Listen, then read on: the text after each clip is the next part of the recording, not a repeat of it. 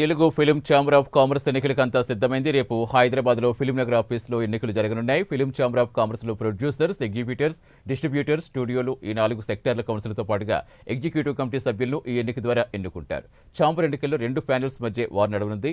ఇక నిర్మాతలు Allu Arvind, Dil Raju, Suresh Babu బలపరుస్తున్న progressive panel ఒకవైపు ఉంటే సి కళ్యాణ్, ప్రసన్న కుమార్, చంద్రవడ శ్రీనివాసరావు బలపరుస్తున్న మన ప్యానెల్ మరోవైపు రేసులో ఉంది. ఫిలిం ఛాంబర్ ఎన్నికల్లో గెలుపు ఎవరిది అనే దానిపై రాజకీయ విశ్లేషకులు శ్రీరామ్ విశ్లేషించారు.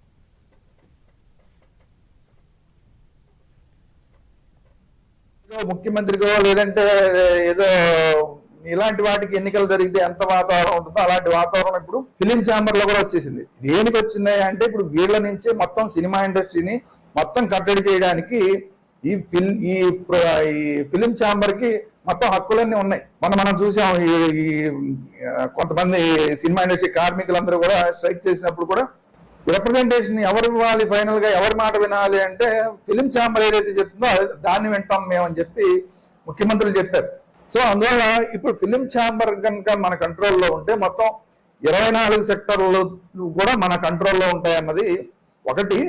సో దీనికి సంబంధించి సినిమా ఇండస్ట్రీకి సంబంధించి ఏది రిప్రజెంట్ చేయాలన్నా, ప్రభుత్వాలతో రిప్రజెంట్ చేయాలన్నా, ఏదైనా ఒక నిర్ణయాలు తీసుకోవాలన్నా కూడా మొత్తం కీలకం అంతా కూడా ఇప్పుడు ఈ ఫిలిం ఛాంబర్ ప్రెసిడెంట్ సెక్రటరీ చేతుల్లోకి వచ్చింది. కాబట్టి ఇప్పుడు ఆ పోస్టులకి ఇంపార్టెన్స్ పెరిగిపోయి ఇప్పుడు ఇంత గందరగోళం జరుగుతోంది. ఇంత అసలు బన్నివాస్ లాంటి వాళ్ళు మళ్ళీ డ్రాప్ అయిపోవాల్సిన పరిస్థితులు వచ్చినాయి. ఇన్ని జరుగుతున్నాయి. సో చూడాలి రేపు ఇప్పుడు మొత్తం డిసెంబర్ 28వ తారీఖున ఈ మొత్తానికి ఎన్నికలు జరుగుతున్నాయి.